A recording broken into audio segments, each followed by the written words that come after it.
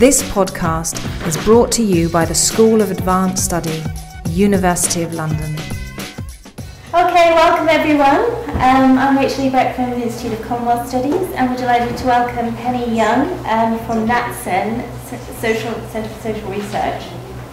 And she's going to be, just as a reminder of what you signed up to, let me introduce the talk and Penny. Penny's going to be talking about understanding the changing British psyche, 30 years of British social attitudes. And this is now, I think, this is one of a series anyway. I'm not sure which one you've had several, so you probably know more about this than me, but a really interesting series looking at how leading academics and professionals from the non-academic sector are using quantitative research in their professional lives, which I think is really the most interesting way into understanding the relevance of research. So Penny has made a career out of understanding consumers and citizens in a variety of settings, as Director of Research at Which, as Head of Audience at BBC Trust, and currently at NatCen. And she's consistently focused on encouraging decision makers, policymakers and practitioners to take better decisions based on a good understanding of people's lives. So Penny's going to talk today about the British Social Attitudes Survey conducted by NatCen Social Research. And we're all going to get a fascinating insight into how our attitudes have changed as a nation in Britain since the 1980s. So I'm just going to hand over without further ado to Penny. And her presentation will be about 45 minutes, and then we'll have about 15 to 30 minutes times for questions. Perfect. Thank you very much for that introduction. Thank you very much for coming. I'm really impressed that you're interested in hearing about how research is actually used in practice on a lovely spring evening. So well done. I hope I can keep your attention. Just interestingly, how many of you have heard, and it's okay if the answer is no, how many of you have heard about British social attitudes before? That's fine. I bet even fewer of you, which is not actually mathematically possible because nobody put your hands up, but have heard of NatCen Social Research. So let me tell you a bit about NatCen first of all. And I see that in the series last week you had Bobby Duffy from Ipsos Mori, who more people will have heard of. What we do at NatCen Social Research, we're a not-for-profit business, but we compete against people like Ipsos Mori for research contracts. And in general, we operate at the quite challenging end of the social research market. So we have a lot of experts in different social policy areas, crime and justice, children and young people, income and work. We have an office up in Scotland.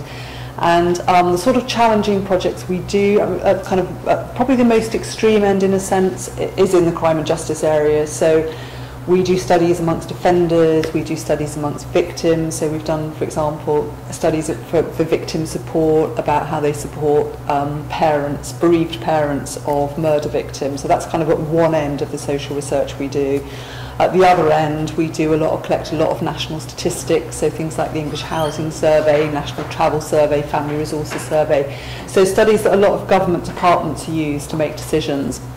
So what I'm going to be talking about today is the British Social Attitude Survey, and really the things it tells us about what's been going on in Britain and the things that social policy makers have taken notice of, and where sometimes they haven't really seen the trends early enough. So it's a good example of how you can take the temperature of the public and understand them a bit better, and are politicians keeping up? So British Social Attitudes, it's a pretty major survey. We interview 3,000 people each year. We do it every year, and we've been doing it since 1983. We do a wide range of stuff that we ask people about, which I'll come on to.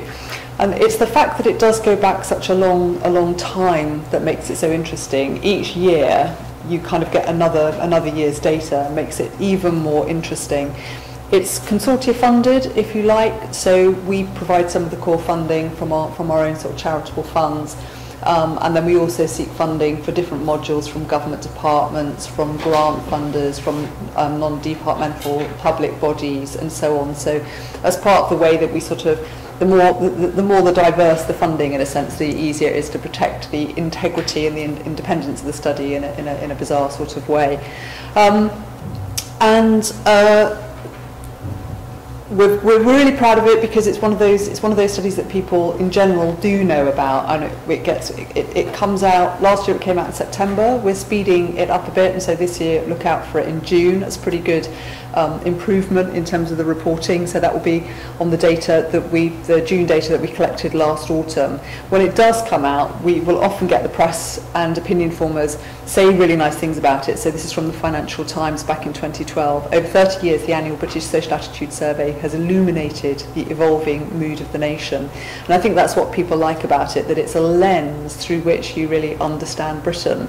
I guess you're all from different disciplines, and in a sense, I hope that what you see is a quantitative survey is just another way of telling stories about what's going on in Britain.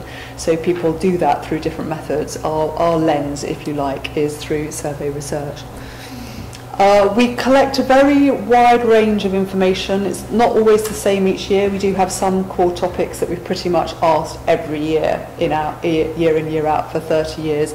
Apart from that, it depends on what people are interested in. Here's just a sort of range about health, attitudes towards the NHS, transport, attitudes towards green issues, education. You'll be seeing a lot about welfare today, immigration, national identity, and there's some quite controversial topics like euthanasia, for example, and then some quite specialist things like attitudes towards the armed forces, and typically that will be where a government department or a non-departmental public body or a charity have got a particular interest in perhaps adding a new module. So a very, very wide-ranging study.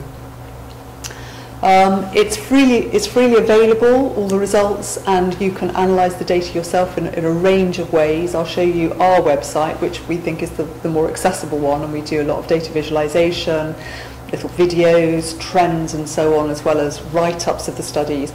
But for those social scientists and journalists and anybody that is interested, you can also access it at the ESRC's data archive, and I'm sure we can arrange for anybody that's interested, we can send you links afterwards. But if you go on our website, if you Google either British Social Attitudes or BSA or NatCen, you can rapidly get to the microsite that is British Social Attitudes, and this just shows you some of the things. That's Alison Park in the top left-hand corner, who's the director of the study, who does a lovely sort of 5-minute whistle-stop tour, that's quite difficult to say, on the findings of the study. And here are some of the different subjects. And what I'm going to be talking about today, I'm going to be talking about the public's attitudes towards taxation, and spending, and in particular their changing attitudes towards welfare and people who claim welfare. That's been one of the kind of big shifts of the last 3 decades.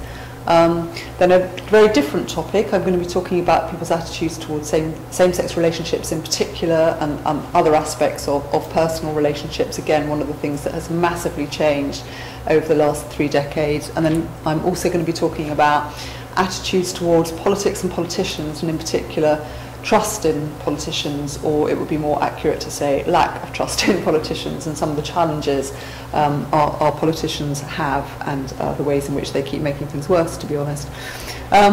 So first of all, government spending, attitudes towards government spending. So what's quite interesting here, so this is a time series where basically this line, the pink line, is about so this is all about the percentage of the public who agree with a statement, and that's one of the big things that we do on the study.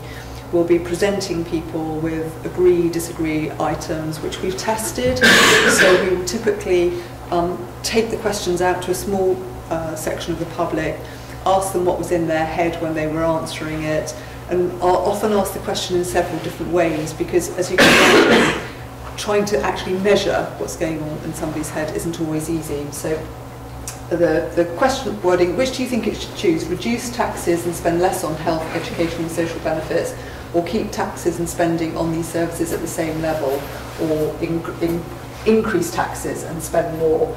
Basically what you can see back in the early 80s, was basically quite a lot of people who said that you should keep taxes at the same, keep taxes low and spend the same amount. What we saw in the 90s was many more people who actually would have been prepared to increase taxes, or certainly say that they were prepared to increase taxes. I mean, actually taxation had gone up, I'm sure people would have had something to say about it. But really what that was expressing was a lack of satisfaction in public services.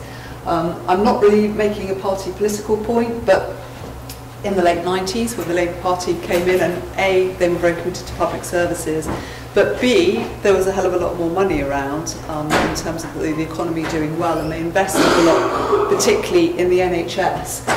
We started to see elsewhere, we started to see satisfaction with the NHS actually going up, and over time people were saying, maybe actually we'll just keep taxes the same now, so there was less of a demand for increase in taxation. Interestingly as well, in terms of what people say, I mean, politicians, and we will see it in the budget next week, I'm sure, some sort of commitment to reducing taxes. It's not what people are clamouring for. People really care about public services, and if you mess with education, and particularly if you mess with the NHS, people are not always that keen.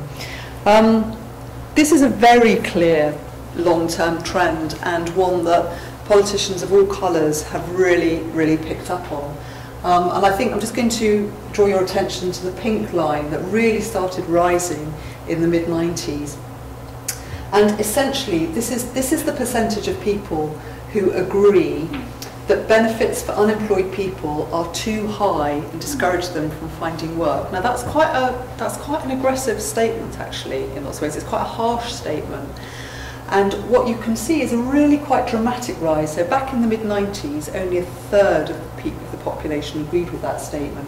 Now it's round about half, and it did go as high as 60%. It's definitely bottomed out. And it's basically that finding which has allowed Ian Duncan Smith in the first instance, but very much matched by the Labour government, and even the Lib Dems are pretty supportive of it, to really radically overhaul the welfare system. So it's quite interesting. If you work in a social research business, researchers are always independent. They're about seeking the truth in as much as it's possible to get it, and they report very fairly. But I think if you were to test the average social researcher is going to be left of centre. It's not every social researcher by any manner of means, and it can be one of the things that researchers working in this area find quite difficult, in a sense, reporting on an increasing toughening attitude of the public. But my view as a social researcher, and not going to declare my politics at all, but is absolutely that one of our core jobs is to tell it like it is, and to bring the opinions of the public to a wide range of decision makers. That's what it's really important to do, to make sure everybody's got the facts, and then argue about the facts. This is another one where we haven't had, the reason we literally haven't joined up the dots is simply because we haven't asked the question in every year back to 1983. But this shows you the ways in which the public can sometimes be wrong. So this is the percentage who agree that large numbers of people these days falsely claim benefits. And it's actually about 80% of people, 70 or 80% of people that agree with that statement, and that's gone up over the time series. The scale doesn't start at zero, actually. I haven't spotted that before. I'm normally a bit of we like our scales to start at zero, so it slightly exaggerates the trend. But it's one where the public are wrong, and it just tells you about what people are bothered about. Because in fact, it's a very low percentage of the welfare budget that is fraudulently claimed. When we've dug deeper in some qualitative work we've done, often this is about perceptions of fairness, a feeling that somehow the system has become unfair. And as we'll see, that's in a way, that's in the chart in a moment, that's reflected in some of the way it's been reported in the press. But having said that, even though attitudes have become more harsh to particularly the unemployed, nevertheless it remains the case that people still see a role for the government and the state in providing different types of welfare. So what this chart is doing is saying the blue lines is saying the percentage you think government should mainly be responsible for ensuring that unemployed have enough to live on, ensuring people have enough to live on in retirement, providing for cost of healthcare when somebody becomes ill, and ensuring people have enough to live on if they become sick or disabled. So even where people have become tougher in their attitudes to unemployment, they still think it's the role, they're still more likely to think it's the role of the government rather than families, and the same in relation to pensions and living in retirement. And it's massively true in terms of healthcare, and sort of long-term sickness and disability. So our view is that governments have to be careful about retreating too much in terms of providing welfare, and that things are flattening off, and as austerity bites more and as some of the kind of changes start to really bite and people see the implications, we would expect to see a slight reversal of the trends. Although the magnitude of the trend is such that we also think it's probably some sort of systemic shift, that people are just a little bit harsher about welfare than they used to be. Sorry, it's obviously a compatibility problem. We've lost the top of it. Basically, what this chart is doing is showing you that it's not just one section of the public in terms of their political opinion have changed. It's actually true amongst Labour voters and Conservative voters. So the question here is, of these two statements, which comes closest to your own view? Benefits for unemployed people are too low and cause hardship, or benefits for unemployed people are too high and discourage them from finding jobs? And basically this is the percentage who think that they're too low and cause hardship. So back in 1983, well over more than double of Labour supporters basically felt that unemployment benefits were too low and caused hardship, many more than Conservative voters. And you can see that both have shifted, but with the gap in absolute terms really narrowing. And again, that's what's given the Labour Party confidence that, you know, despite where their roots lie, that it's the right thing to do to actually to change the welfare system. So, as I say, these charts are really what's enabling politicians to do quite tough changes. And when the survey does come out, they tend to make quite bold statements. And a couple of years ago, David Cameron actually put out a press release that sort of said, "The public agrees with me. I've been right all along," which is quite an interesting way of looking at it. Also, the people often think that, well, kind of, you know, aren't young people a little bit more relaxed? Aren't they a bit more generous to their fellow citizens?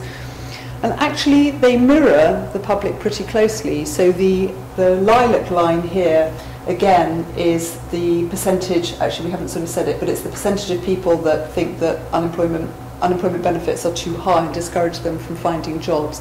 So everybody's gone up.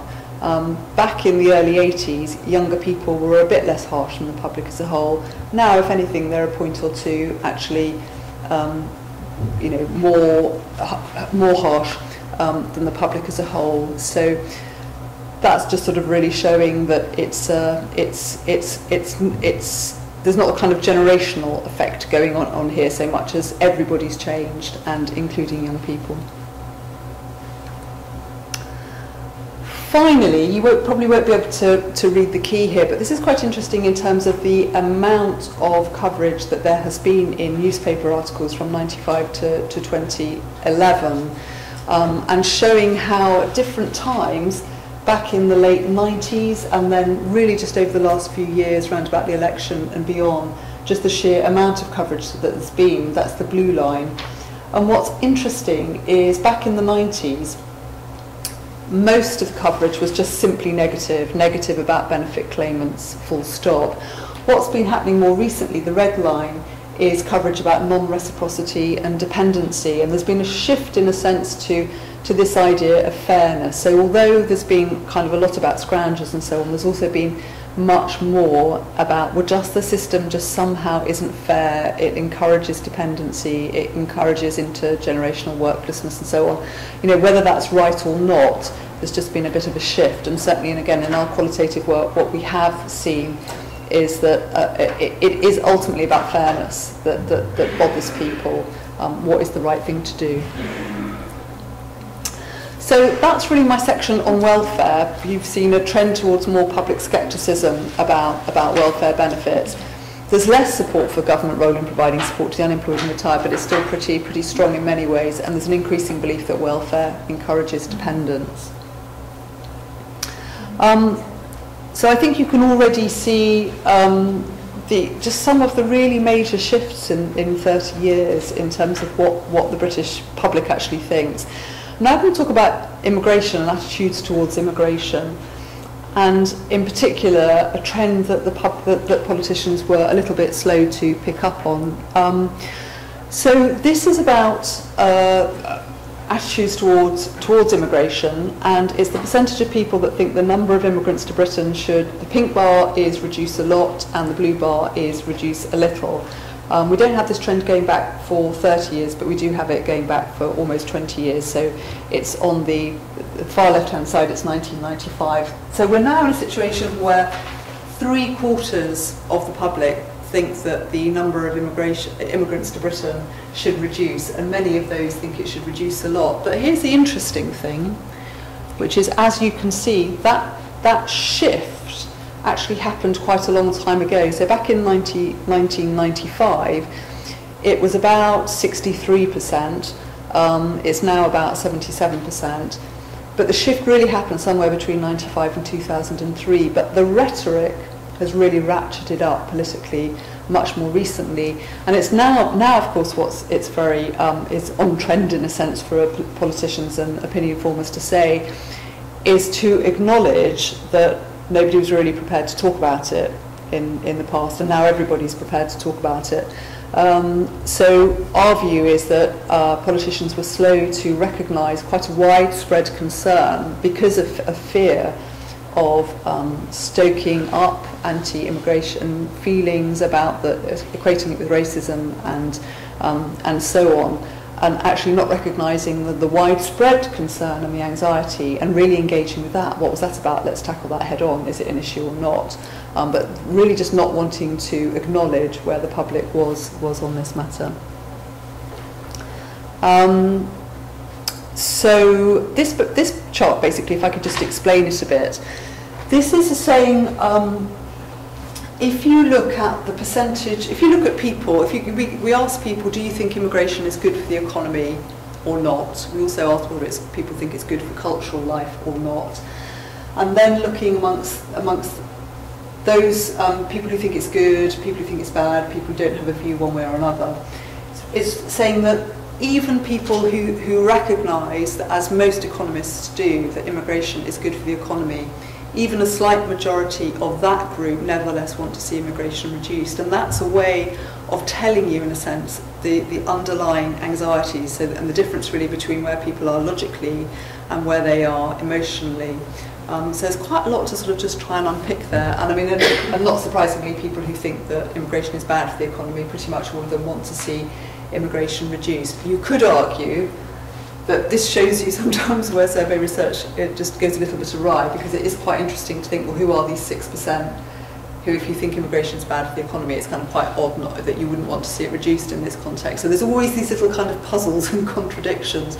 My favourite one, which I'm not actually talking about today, is we ask, periodically we ask, basically, do you think the BBC is well run? Do you think trade unions are well run? Do you think the police are well run? Do you think the banks are well run? And back in the early 80s, about 90% of the public thought that the banks were well run. It's now plummeted to 19%, 19%. So it's like, it's just like kind of, it literally goes like that. So it's a fantastic off the cliff chart. But you do sort of think, like, who are these, given everything that's happened, who are these 19% that are keeping faith in the idea? Like, what's the next scandal? The Financial Conduct Authority, going to be sort of talking about. So it's quite interesting. I mean, I don't want to diss the whole of the banking industry. Obviously, there's lots of very good people.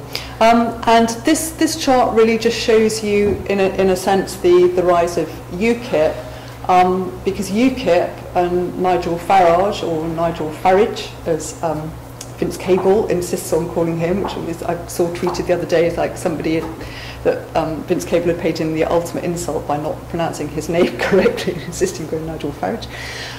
What he has recognised is this anxiety amongst ordinary people. So not amongst the sort of, or only amongst people who may be anti-immigration for racist reasons, but amongst a wider section of the population who have an anxiety about it. And it's really just showing the rise of UKIP in the European elections and in the general election. So it's a pretty steep rise. And last general election was about almost 1 million. Everybody's expecting, Peter Kellner is expecting UKIP to do exceptionally well in European elections in May. Be a big question mark, obviously, about whether they do actually manage to get a seat in the British Parliament. But it's a pretty steep rise back from the early 90s. So just to summarise that section, there is very much an increasing concern about immigration, but it's always been high, even though those who see benefits are concerned, and politicians were late to engage really with public worries. And we've just got a couple of quotes there, which I won't read out, but from the way the papers have picked up on this. So next, I want to talk about attitudes towards same-sex relations. So quite a different subject that we ask about. So we ask a lot about social mores, one way and another. And again, I mean, I think these are some of the really profound changes in terms of where the centre of gravity of the public is and what becomes normal. So the pink line is the line I'd really draw your attention to in the first instance. So this is the percentage who think that, so the question is about sexual relations between two adults of the same sex. Do you think it's always wrong, almost always wrong only sometimes, or not wrong at all? It's a mouthful of a question, isn't it? The trouble with kind of questions is like sometimes if you don't get them quite right, then you stick with the time series, and that is a bit of a mouthful. But anyway, the pink line is the percentage who think that it's rarely or not at all wrong, and the blue line is the percent who think it's sometimes or always wrong. And I mean, and that is just quite a staggeringly profound change. And for people who've grown up in a different era, and for whom it's like, well, that's just like perfectly normal.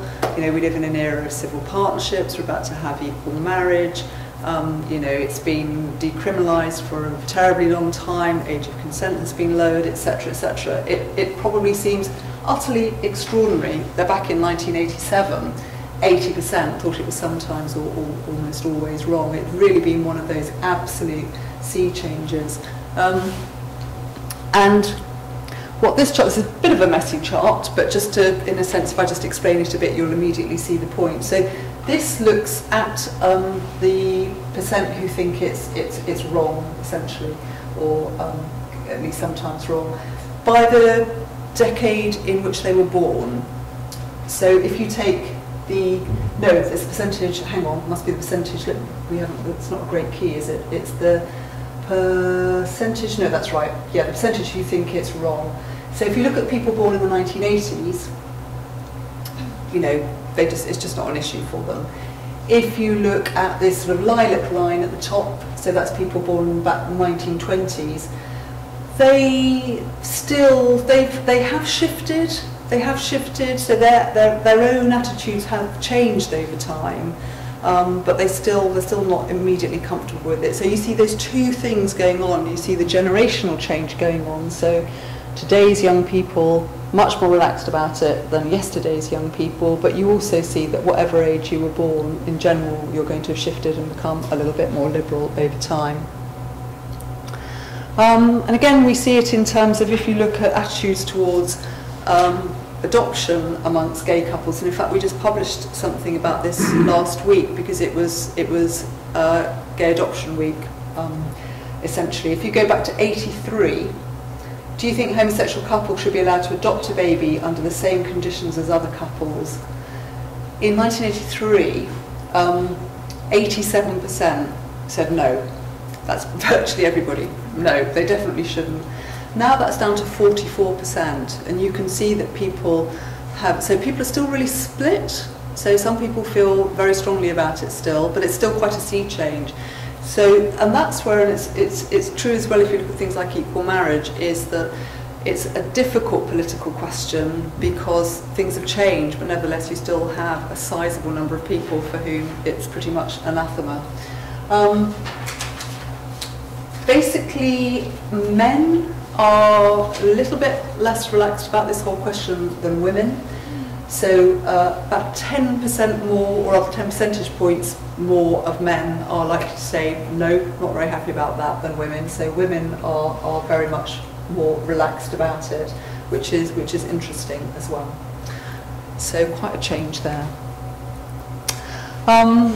So my final section really is about trust in government and politicians. So this is another area that we've looked at for a long time, and very interesting and not entirely surprising findings.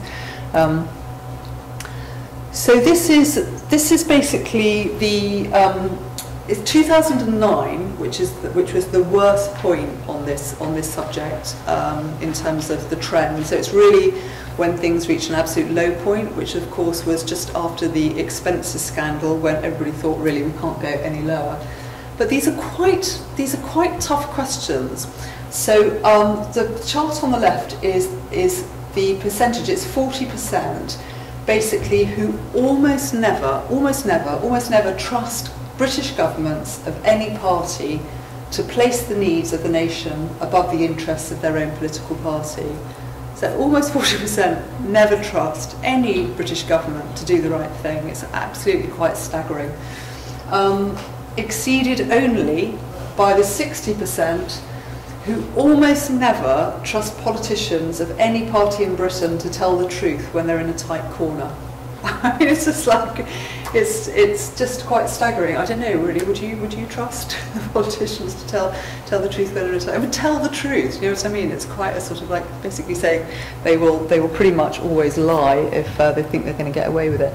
So it's really telling you the extent of the mistrust, and this is just showing the trend over time. So this is the percentage who almost never trust the governments to place the needs of their party over the needs of the country. So as I say, it was in 2009 when it reached its really bad point, but you can see the trend over time. Back in 1986, only 11% agreed with, almost never trusted in that way. Reached a high 40%, it's settled back down to about a third, so the real crossness after the expenses scandal has fallen back to its probably pretty currently typical level. This is just showing, one thing you're probably aware of is that the turnout at elections has been under pressure. It's risen a bit again, so it reached a low point of about 61% a couple of elections ago. The last election, I think it was about 65%. But we have been tracking this. This is basically the percentage of people, the blue line is the percentage of people that agree it's everyone's duty to vote.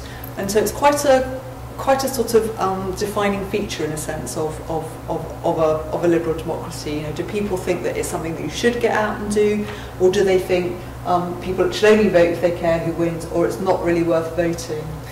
And in a democracy, it's obviously of concern the slow rise of the percentage of people who think that it's really not worth voting, and obviously the other side of the coin, the slow attrition in the belief that it's everyone's duty to vote. A couple of things about that. Actually, we have seen just a slight tick up in recent years, so we'll see whether that continues. And if you look, and I haven't got the charts, I'm not presenting the charts today, but if you look at things like party tribalism, there's a weakening of people who identify with a particular party. It's not necessarily a bad thing by itself, but we have seen that supporting a particular party does tend to be associated with actually getting out there and voting. And there's just a question about at what level of turnout does it become a real problem. And if you take young people, for example, fewer than 50% say they voted in the last election, and that feels like one of those tipping points. If you've got a demographic group for whom under a half have actually got out there and voted, then you start to think, I'd be worried if I was a politician in terms of the legitimacy, the connectedness with what I was trying to do. I mean, it's also a question about what's the alternative. But it is certainly a kind of measure of the health or lack of it of our democracy. I've got just a few more charts on this, but basically this is just really saying trust in politicians and government has always been low and it's fallen, and some pressure on seeing voting as important. I haven't brought the charts from some of the European dimension. On British social attitudes, that's what it says on the tin, it's British social attitudes. But we also coordinate aspects of the European Social Survey, which is a study that's conducted in a wide range of European countries, and which has been done since 2002. It's done every other year. And in most countries, trust in politicians has fallen, but you can find some countries in which it actually has risen. Germany is the notable one, which is which is interesting. We can all kind of wonder why that might be. It's sort of, seen traditionally at the heart of Europe. Everybody looks at Germany to sort of bail everybody out. Angela Merkel is a hugely respected politician, in the sense irrespective of people's politics. So I just think it's a sort of hopeful sign in a sense, because if you look at these figures and you just think they're only going in one way, it's a sort of systemic tectonic plate thing that you can never reverse it. So the fact that you can find countries where trust in politicians has gone up, I think is very hopeful. Just finally, really, if we're basically not very happy with our representatives in a democracy at the moment, what are the alternatives? So let's have a look. So basically, there's a clear set of findings here, which is people say they prefer direct democracy, so they're fed up with our politicians, so they prefer to be able to decide some of the things for themselves. So this is basically saying what should be the system to do various things. So what should the system be to elect MPs? The system used to elect MPs, so I'm not explaining this very well. And most people think that should be decided by everybody in a referendum. They don't think MPs should be allowed to decide what the system is for electing them. Reintroducing the death penalty, again, really overwhelming majority think that should be decided not by elected representatives but by a referendum. And whether to give more powers to the EU, very, very topical, obviously today, with Ed Miliband bravely going out on a limb and saying, I'm only going to do it if Europe wants to take powers away from us. But again, really strong demand to do that in a referendum rather than just allowing our MPs to do it. Of course, that's okay up to a point, but in practice, there are, will people actually get out there for a referenda or not? And it does sort of rather depend on what the subject is. Some amazingly high figures, 81%, not surprisingly, pretty dramatic, a whole kind of set of issues voted in the referendum, the Northern Ireland Good Friday Agreement back in 1998. And in terms of devolution, we've seen some really high figures of 60, 65% even, although more recently turnout in referendums has been falling. So it wasn't great in terms of the Welsh devolution in 2011, for example, or the UK alternative vote, which was only 42% 2 years ago, which of course actually people rejected. And back to the turnout point, there's obviously with things like the police and crime commissioners, only turnout there was about 15%. So although people say they want more direct democracy, actually when push comes to shove, it's a little bit more variable. All eyes will be on the Scottish independence referendum later this year, and we would predict that would be probably reasonably high turnout, other than a lot of, in Scotland, basically, we know the most popular option for people at the moment would be Devo Max, and that's not an option on the ballot paper, and so if you're in favour of Devo Max, there's a real issue about what to do. So we'll see. Will people just sit at home wondering, or will they get out there one way or the other? This is topical because it's an example of where the coalition government basically said, yes, we'll do something, and now they have changed their minds. And it just doesn't help trust in politicians if you say you're going to do something and then you don't, or the other way around. So, already been a couple of famous examples. No top-down reorganisation of the NHS. What did the coalition government do? Quite a lot, massive change in the health service. And of course the Lib Dems famously in terms of students' tuition fees. People have long memories about that. It can really, really damage trust. Not a wise thing to do. So this was not such a big promise in a sense, but it is there in the coalition agreement, the power of recall if you basically think your MP isn't doing a great job. And people agree, and several of them strongly, that voters should be able to force their MP to resign and fight a by-election if the MP has broken the rules.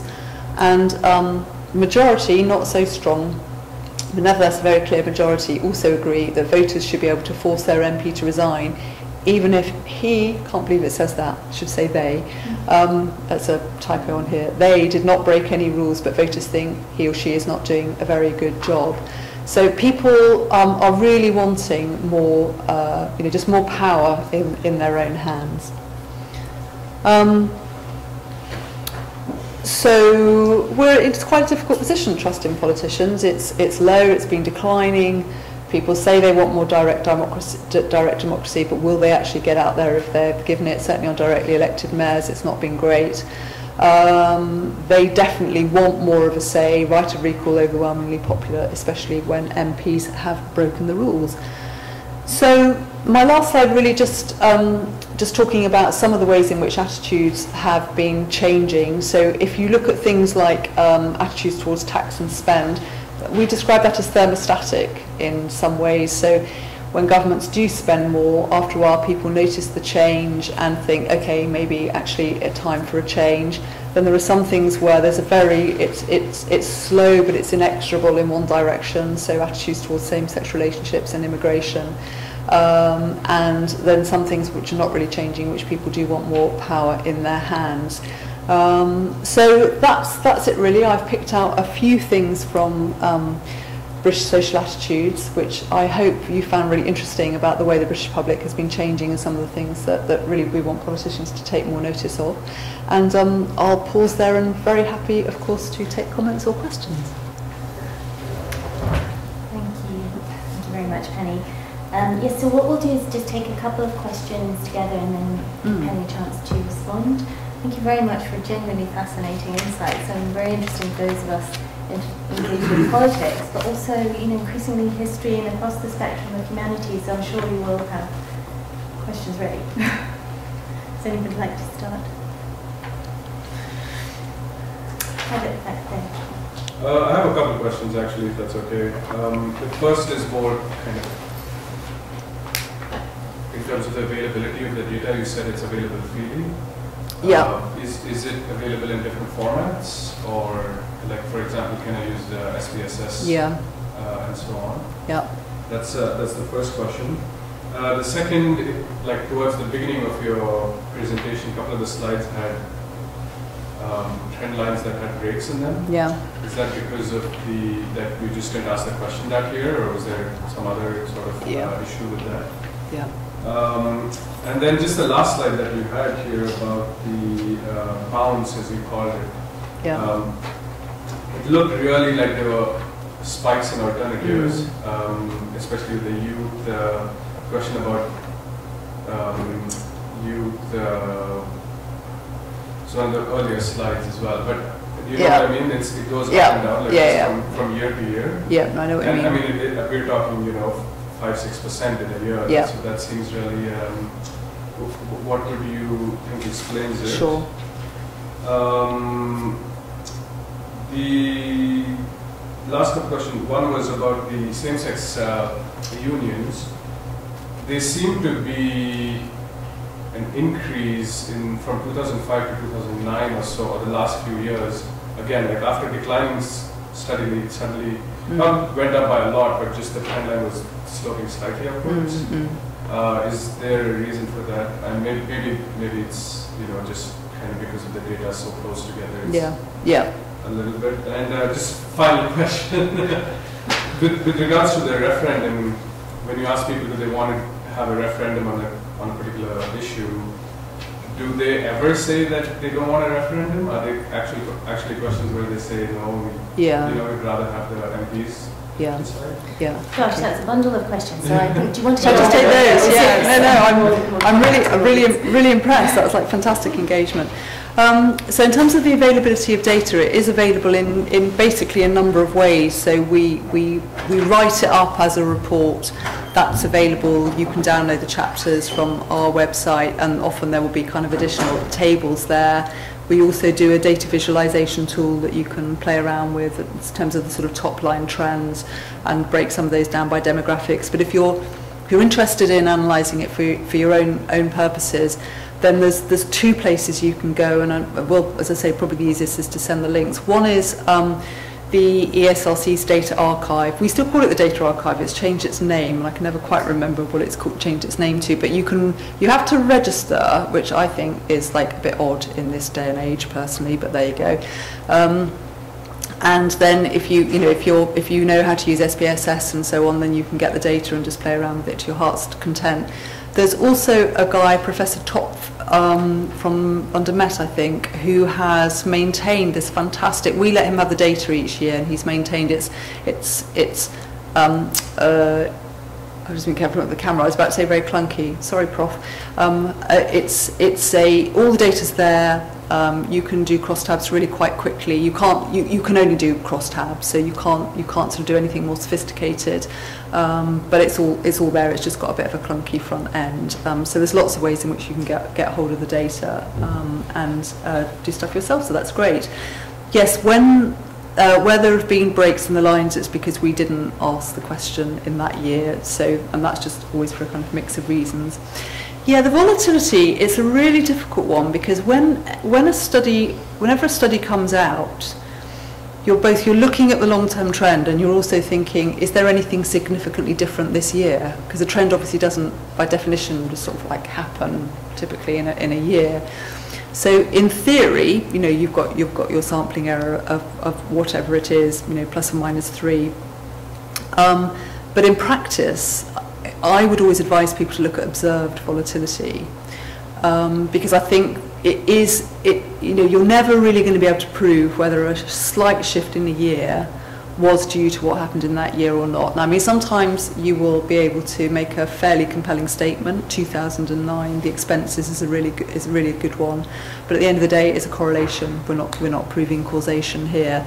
So it's a good example of where, as a researcher, you just need to be clear about the facts and indicate, where you are interpreting, where you're making a judgment, and then leave your readers or your audience to sort of decide. The same-sex relationships, let's just go back to that one. Oh, sorry. I think it was the next one.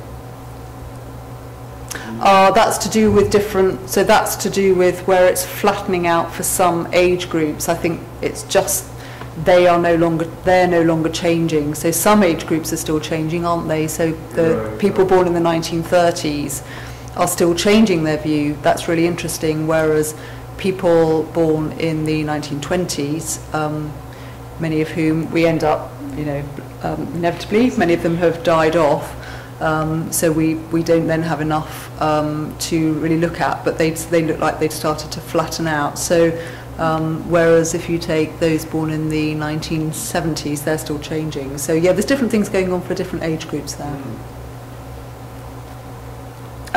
Sorry, there's another question, wasn't there? No, I don't know of an example where people have said, no, thank you very much, we actively don't want a referendum. And I suppose the subtext there is, it's easy for people to say, yes, I'll have one of those, please. And I think that's true. And I think the proof of the pudding is in, do they actually turn out? And it is, as you're sort of seeing, if it's profound, you can get people to turn out. But I think most political observers think that after a while, people would, they'd get pretty bored and wouldn't be coming out month in, month out. I mean, there are very few countries. Switzerland famously does a lot by referenda and occasionally gets itself in a bit of a pickle, as it's done recently. Thank you for your questions. So, anybody else? Who decides which questions are asked year to year, and are you under any pressure from politicians to include certain questions? No, we're certainly not under any pressure to include questions that we don't want to, and because it's a mix of the questions that we decide to fund, mainly it's because there's we want to keep some of those core questions that everybody's interested in over time. I mean, interesting. I think we, as a business, there are times when we need to think a bit more proactively as well about adding new questions and what will be topical and what will be interesting. But so it's a mix of, there are a lot of core questions, and then we have a big kind of network of potential clients, and so it's about talking. They sometimes will come to us and say, we'd like a module on attitudes towards the armed forces, the relationship between the public and the armed forces, and then we will, or whatever it is, and we will work with them to make sure that the questions are neutral, meaningful to people, and just in a sense both understandable, get at what you want, what they want you to get at. But I think we have a really, the research industry, our competitors, absolutely the same. I wouldn't say it only applies to us, but researchers are quite a high-minded bunch, and that's good. You know what I mean? They're not quick to roll over. You know, they are concerned to make sure that the method has integrity, and so I think I can honestly say that you know, researchers would not roll over lightly, and certainly in terms of, you know, it's as I say, it's a mix of some things we'll go to grant funders and get them to fund it, some things we'll fund ourselves, some things clients will pay for, and so that's a client-contractor relationship, but we'll make sure that it makes sense and it sits well, and if we thought something was really problematic in some way, well, we don't have to take the money. Question? Yeah. So there's two at the back then, yeah. Right on this slide, we separate all the age groups, but not in age groups, but date of birth groups. But there seems to be an effect that affects everybody at the same time, in the same way. So they all grow, when they all grow, they all go flat. So there seems to be something like external or internal, and that affects everybody exactly in the same way. Yeah. That's a really good point, and that's what we'd call a period effect. So if you look between 83 and 87, that's, you know, at a time when British public was worrying a lot about HIV and AIDS, and it then flattened off, and then people started to become more relaxed as society seemed to change, and there was a general liberalising, you know, partly driven by younger people and partly just changed by social mores. So that's right. So you don't. Well, it's interesting about where you do. There are definitely things where different groups change at different times. I was saying to Rachel, we do a study for the BBC where we can see that, particularly in attitudes towards use and the use of digital technology, not surprisingly, you can absolutely see younger people adopting earlier, but then we suddenly get kind of massive positive changes in older age groups. So, you know, younger people are now flat, and you're seeing older people catch up in terms of how good they think the BBC is for you know, online content or something. And you just have to be a bit careful, because if you're just looking at the rate of change, you think, oh my goodness, you know, older people seem to be, they're changing now, and young people are somehow stuck, but it's just that younger people changed a long time ago, so it's always trying to disaggregate those things. Yeah, but this is exactly the point I'm making. Digital affects differently different age groups. But here, there seems to be something that affects everybody exactly the same way. It's a societal change, and that's a very profound philosophical question about why ultimately societies decide to change. Yeah, we need a few sociologists. Yeah, and where it starts, because people often have in attitudes to welfare, people often think somehow that's just led by the right-wing press, and it's very difficult to prove, you know, correlation or causation, but I think that does underestimate the British public in a sense, because the you know, papers basically want to sell to their public, so they're tapping in ultimately, you know, to where their public are. Do they magnify that? Do they amplify it? Almost certainly, but they are basically trying to serve a section of the audience. So we had another question. It's a similar question to before. It's about how you decide who to survey, and then it would be quite interesting to know what percentage or what percentage that group is ethnic. Yeah. Well, so on this study, it's a study of the British public as a whole, and one thing it's probably helpful to say at this point, just to get a little bit technical. We specialise in something called random probability sampling, and which is quite important for us. So, because most of the work we do, our clients need to know the level of precision of the estimates. So, we are sampling addresses, and then we will go to that address, we sample an individual within that address and we reweight later, but basically we try really hard to keep going back to find somebody in. If they don't want to do it, we'll send another interviewer out and try and persuade them. So, you know, sometimes an interviewer will be going perhaps 11 or 12 times to an address to try and get somebody. And ultimately, that's because, as you will immediately see, that if you're employing a method which most opinion polling does, it's not that it's not controlled, but it will typically be quota sampling, where you basically say you still control it in terms of you have to get people within this quite tight area, but saying we want so many people who are 15 to 24 with these characteristics or that characteristics. And of course the issue is that people who are a bit reluctant to take part, or people who are difficult to find in, are likely to have different attitudes, and you may not be able to completely control that by waiting. I mean, I saw we had Joe Twyman from YouGov, who've made an absolutely very successful business out of you know, just surveying people online, and certainly doing it in quota sampling and doing panels. And they have done a very, you know, they control really well. So they're trying to predict political election outcomes. They can show that they can do it really well. But for our clients, there's an issue about giving everybody an equal chance to take part, or rather knowing what that chance is, and not wanting to exclude people who, for example, are not on the internet. So on this study, we don't oversample ethnic minorities. On some studies we do. So a study we do called Understanding Society, which is absolutely massive, 40,000 households. Even there, you still, without oversampling, don't have, well, pretty decent sample sizes, but we oversample and weight back when you're looking at the population as a whole, so that we can look at, for example, young black men. That's really rare to be able to focus in on, rather than just a whole ethnic minority group or ethnic minorities as a whole. On this study, the sample sizes, if you take a group like ethnic minorities, I'm sorry, I can't give the exact sample size, but it's going to be proportional to the prevalence in the population, so you don't have a particularly large group, but sometimes we do have the luxury of oversampling. That's fascinating. So any further questions? Give them a moment to think. It's absolutely fine if you haven't. Great.